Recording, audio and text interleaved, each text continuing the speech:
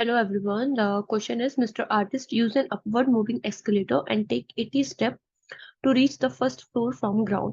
Okay.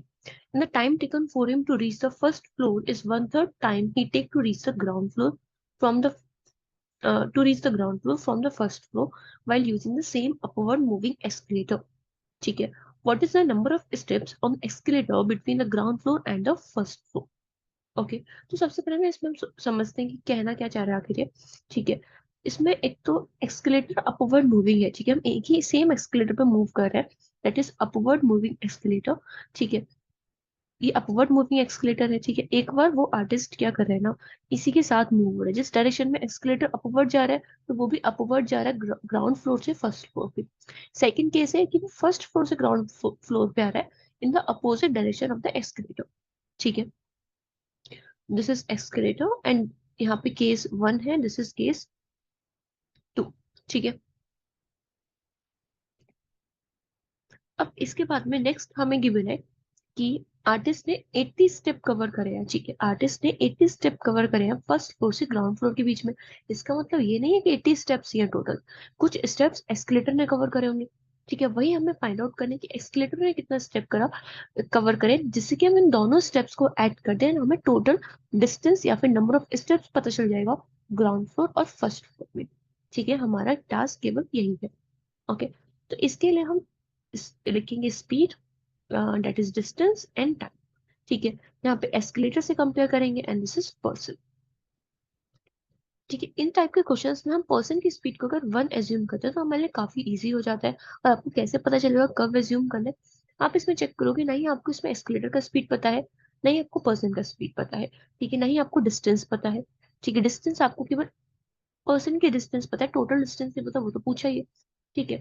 तो इस case में आप पर्सन की स्पीड को 1 एज्यूम कर सकते हो. और पर्सन ने कितने डिस्टेंस कवर करे, कितने स्टेप्स कवर करे, that is 80 step. And in 80 step को कवर करने के लिए टाइम कितना लगेगा, डिस्टेंस अपॉन में स्पीड, दैट इज 80 सेकेंड. ठीक है.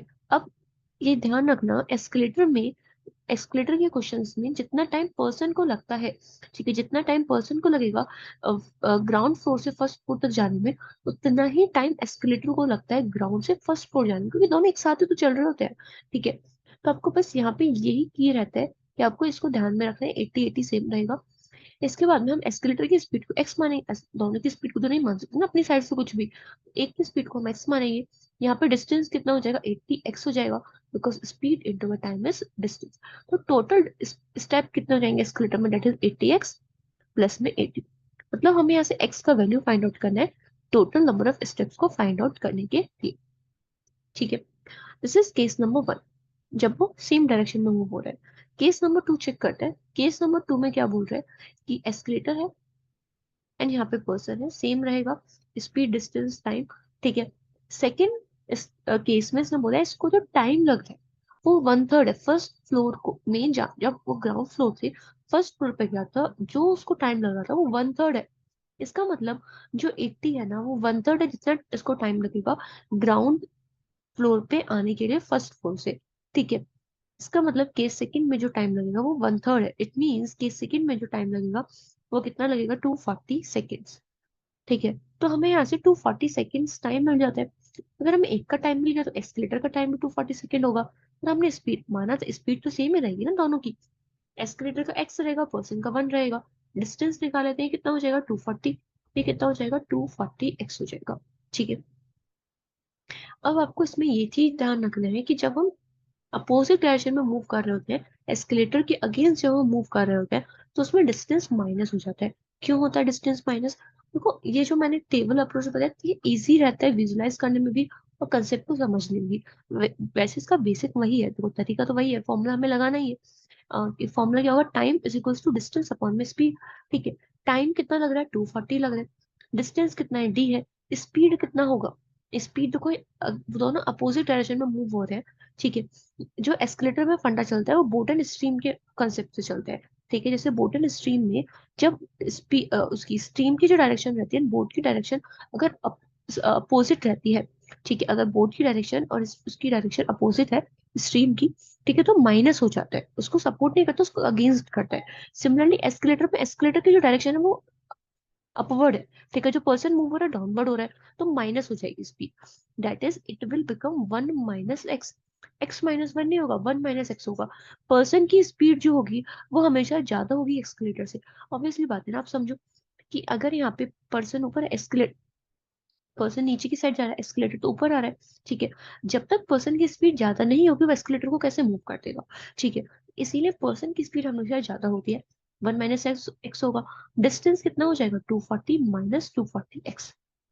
सिमिलरली हम यहाँ पे करेंगे 240 - 240 x। तो आपको इसमें ये फॉर्मूला निकालने का नीड नहीं है, चेक करने के लिए माइनस, कि ये तो पता है हमें कि माइनस होगा, अपोजिट डायरेक्शन में माइनस होगा, ये पता है। लेकिन ये नहीं पता कि 240x - 240 करें और 240 - 240x कब करना है। इसके लिए आपको फॉर्मूला लगाने का नीड नहीं है। आप डायरेक्टली कहो कि पर्सन जो डिस्टेंस कर अपोजिट डायरेक्शन में, जो पर्सन डिस्टेंस कवर करेगा ना वो ज्यादा करेगा एज कम्पेयर टू एस्केलेटर, ठीक है। ऑब्वियसली बात है ना, पर्सन अपोजिट डायरेक्शन में मूव कर रहा है, एस्केलेटर उसको ऊपर की साइड मूव करेगा, एंड पर्सन नीचे की साइड आ रहा है, ऑब्वियसली बात है ना, उसको पर्सन ज्यादा, उस पर्सन को ज्यादा स्टेप कवर करनी पड़ेगी। तो हमेशा पर्सन की डिस्टेंस माइनस एस्केलेटर का डिस्टेंस होगा, दैट इज 240 - 240x। अब दोनों में डिस्टेंस तो सेम है, अभी एक्सकलेटर भी सेम है, ठीक है, टोटल डिस्टेंस तो सेम ही रहने वाली है, तो हम दोनों इस डिस्टेंस को इक्वेट कर देंगे, ठीक है। It will become 80x + 80 is equals to में 240 - 240x, ठीक है। 320x इज इक्वल्स टू में 160, ठीक है। And we will get x is equals to में 1/2। x कितना आ जाएगा, 1/2 आ जाएगा। तो x का वैल्यू फाइंड आउट करना था। x हमें अगर 1/2 मिल जाता है तो टोटल डिस्टेंस कितना होगा, दैट इज 40 + 80, दैट इज 120। कितना हो जाएगा total distance, that is 120। So the correct answer for this question will be 120। Okay, I hope you got the concept here. Thank you.